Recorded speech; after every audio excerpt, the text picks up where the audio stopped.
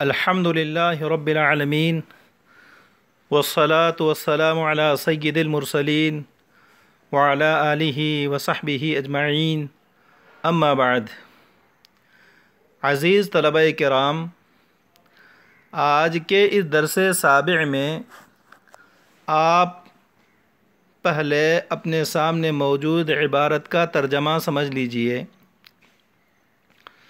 وَإِنَّمَا يَمْتَدُّ إِلَىٰ آخِرِ الْمَجْلِسِ لِأَنَّ الْمَجْلِسَ جَامِعُ الْمُتَفَرِّقَاتِ وَإِنَّمَا يَمْتَدُّ إِلَىٰ آخِرِ الْمَجْلِسِ لِأَنَّ الْمَجْلِسَ جَامِعُ الْمُتَفَرِّقَاتِ، اور خیار قبول آخر مجلس تک دراز ہوتا ہے، کیونکہ مجلس متفرق چیزوں کو جامع یعنی جمع کرنے والی ہے۔ فَأُعْتُبِرَ سَاعَتُهُ سَاعَةً وَاحِدَةً فَأُعْتُبِرَ سَاعَتُهُ سَاعَةً وَاحِدَةً، پس اس کی تمام ساعتوں کو ایک ساعت اعتبار و شمار کیا گیا، پس اس کی تمام ساعتوں کو ایک ساعت اعتبار و شمار کیا گیا۔ دفعاً للعسر و تحقیقاً للیسر،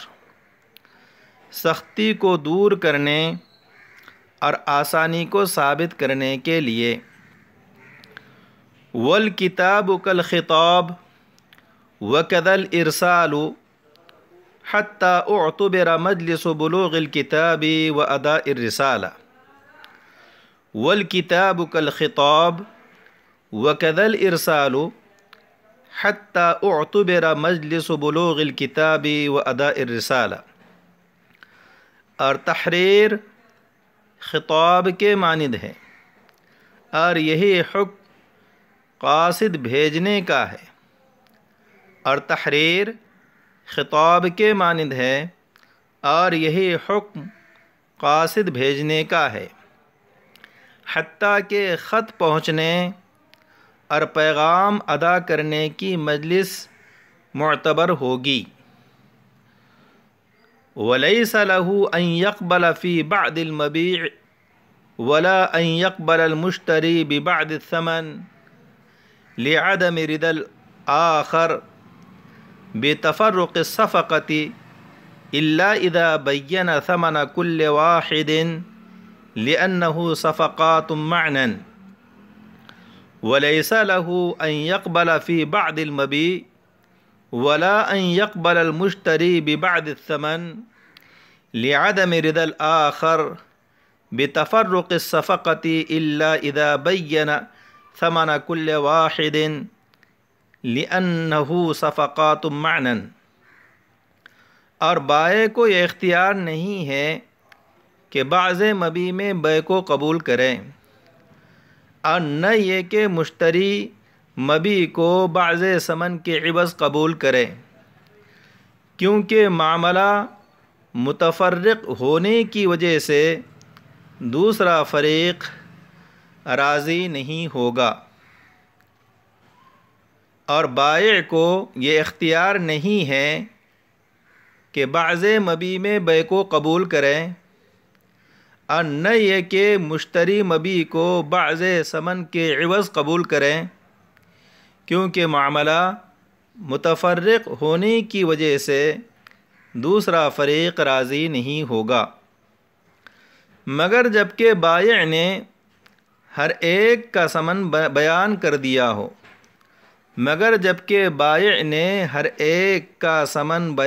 دیا ہو، کیونکہ یہ معناً کئی صفقات و معاملات ہیں۔ لِأَنَّهُ صفقات معناً، کیونکہ یہ معناً کئی صفقات و معاملات ہیں۔ عزیز طلبہ اعزام، یہ عبارت کا ترجمہ ہوا، اب اس میں ذکر کردہ مسائل کو سمجھتے ہیں۔ عبارت وَإِنَّمَا يَمْتَدُّ إِلَىٰ آخِرِ الْمَجْلِسِ لِأَنَّ الْمَجْلِسَ جَامِعُ الْمُتَفَرِّقَاتِ فَأُعْتُبِرَ سَاعَتُهُ سَاعَةً وَاحِدَةً دَفْعًا لِلْعُسْرِ وَتَحْقِيقًا لِلْيُسْرِ۔ اس عبارت میں مصنف یہ بتلا رہے ہیں کہ احد المتعاقدین، بائع یا مشتری، سیلر یا بائر، بائع یا مشتری، سیلر یا بائر میں سے جب کسی نے ایجاب کیا، آفر کیا، تو دوسرے فریق کے لیے دو آپشن حاصل ہوتے ہیں۔ چاہیں تو وہ اس بیع اور سیل کو قبول کریں، ایکسیپٹ کر لیں، یا اس کو رد اور کینسل کر دیں، جسے ہم خیار قبول کہتے ہیں۔ ایجاب کے بعد مشتری اور خریدار کو بیع کو قبول کرنے یا رد کرنے کا اختیار حاصل ہوتا ہے، اسے خیار قبول کہتے ہیں۔ تو اس خیار قبول کی مدت کیا ہوگی؟ اسی کو صاحب ہدایہ بیان کر رہے ہیں کہ خیار قبول مجلس بیع پلیس آف کنٹریکٹ کے آخر تک دراز ہوگا۔ خیار قبول مجلس بیع یعنی پلیس آف کنٹریکٹ کے آخر تک دراز ہوگا، کیونکہ مجلس جامع المتفرقات ہیں، یعنی متفرق چیزوں کو جمع کرتی ہیں۔ جیسے ایک مجلس میں ایک ہی آیت سجدہ کو بار بار پڑھا گیا تو ایک ہی سجدہ تلاوت واجب ہوتا ہے۔ اب سوال یہ پیدا ہوتا ہے کہ ایجاب کے بعد خیار قبول محض اسی مجلس تک ممتد اور دراز کیوں ہوتا ہے جس مجلس میں ایجاب کیا گیا؟ خیار قبول ایجاب کے بعد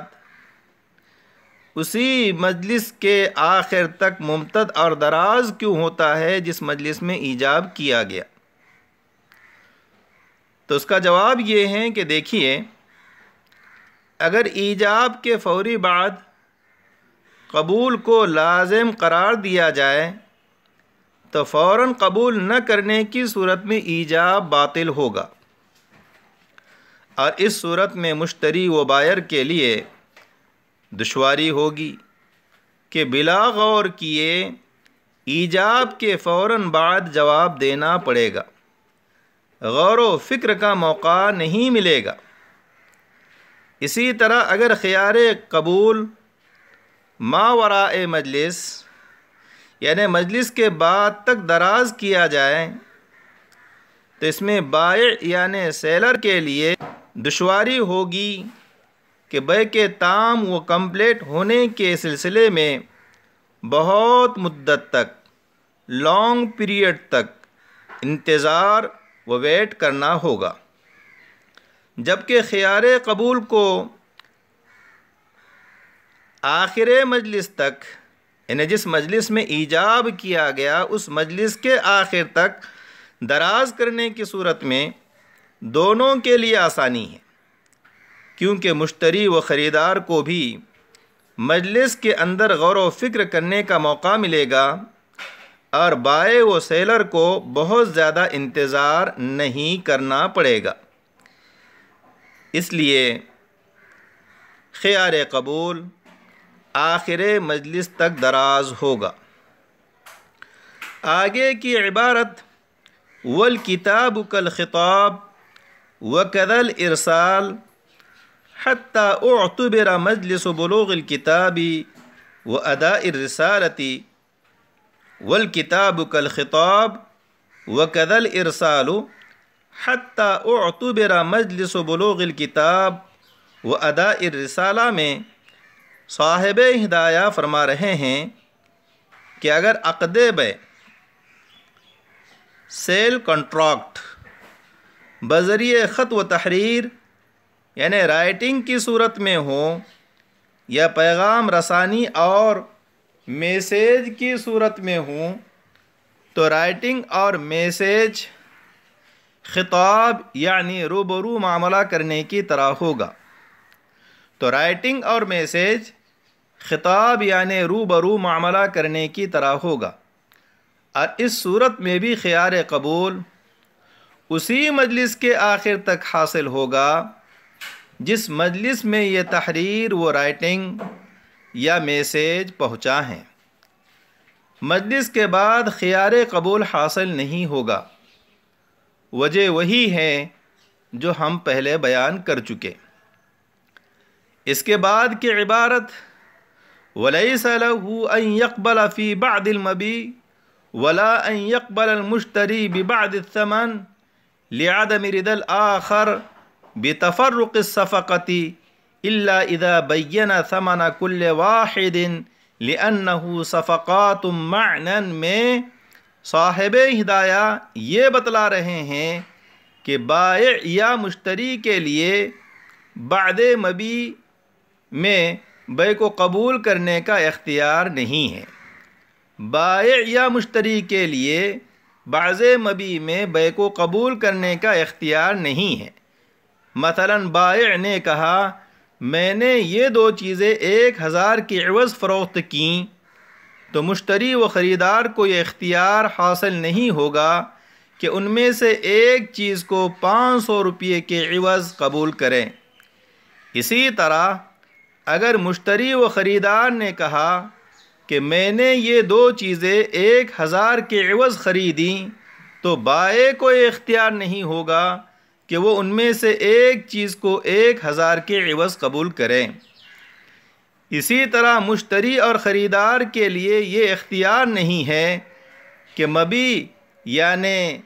سبجیکٹ میٹر آف سیل، مبیع یعنی سبجیکٹ میٹر آف سیل کو باز ثمن سم ایگریڈ پرائز کے عوض قبول کریں۔ مشتری اور خریدار کے لیے اختیار نہیں ہے کہ مبیع کو باز ثمن کے عوض قبول کریں۔ مثلا بائع نے کہا میں نے اپنی یہ کار آپ کو 1 لاکھ کے عوض فروخت کی، اور مشتری و خریدار نے 75,000 کے عوض قبول کیا، تو یہ درست نہیں ہے۔ دلیل اور وجہ یہ ہے کہ ان صورتوں میں صفقہ و معاملہ متفرق ہو جاتا ہے۔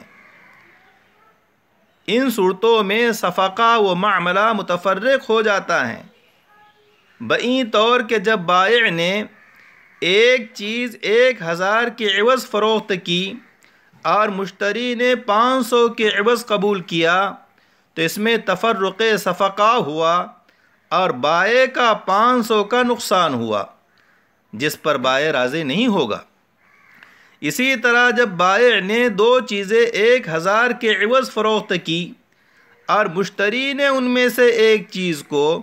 500 کے عوض قبول کیا، تو اس میں بھی بائع کا نقصان ہوگا۔ وہ اس طرح کہ لوگوں کی یہ عادت ہے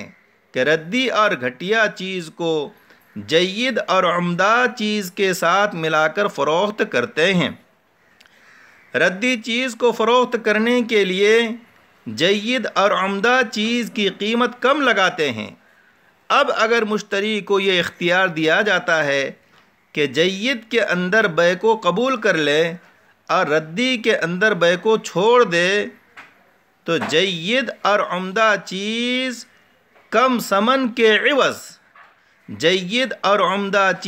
کم ثمن کے عوض بائع کی ملکت سے خارج ہوگی، اور ظاہر ہے اس میں بائع اور سیلر کا نقصان ہے۔ پس تفرق صفقہ و معاملہ کی وجہ سے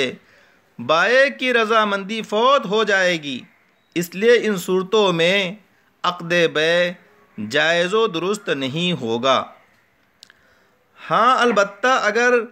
بائع نے ایک چیز 1000 کے عوض فروخت کی، بائع نے ایک چیز 1000 کے عوض فروخت کی اور مشتری نے 500 کے عوض قبول کیا، اور بائع اسی مجلس عقد میں یہ چیز 500 کے عوض دینے پر اپنی رضامندی کا اظہار کر دے تو بیع درست ہوگی، اور یہ کہا جائے گا کہ مشتری اور خریدار کا اس چیز کو 500 کے عوض قبول کرنا یہ در حقیقت ایجاب ہے، اور بائع کا اپنی رضامندی ظاہر کر دینا قبول ہے۔ رہا بائع کا پہلا ایجاب جو 1000 کے ثمن پر مشتمل تھا تو وہ باطل ہوگا۔ اسی طرح اگر صفقہ واحدہ یعنی ایک ہی معاملے میں متعدد اور کئی چیزیں فروخت کی گئی، صفقہ واحدہ یعنی ایک ہی معاملے میں متعدد اور کئی چیزیں فروخت کی گئیں اور ہر ایک کا ثمن و پرائز علیحدہ بیان کیا گیا، مثلا یوں کہا گیا میں نے اپنی 4 چیزیں آپ کو اتنے روپیوں میں فروخت کی، ان میں سے اس کا ثمن اتنا ہے، اس کا ثمن اتنا ہے، اس کا ثمن اتنا ہے اور اس کا ثمن اتنا ہے، اور مشتری ان میں سے کسی ایک چیز کو اس کے بیان کردہ ثمن کے عوض قبول کر لے تو یہ بیع جائز و درست ہوگی، کیونکہ یہ معناً متعدد صفقات و معاملات ہیں، کیونکہ یہ معناً متعدد صفقات و معاملات ہیں، پس مشتری نے ایک صفقہ و معاملے کو قبول کیا اور باقی کو چھوڑ دیا تو اس سے ایک ہی صفقے کا متفرق ہونا اور بائع کا نقصان لازم نہیں آتا، اس لیے بیع کی یہ صورت جائز و درست ہوگی۔ آج کے اس درس میں انہی باتوں پر اکتفا کرتا ہوں۔ والسلام علیکم ورحمۃ اللہ وبرکاتہ۔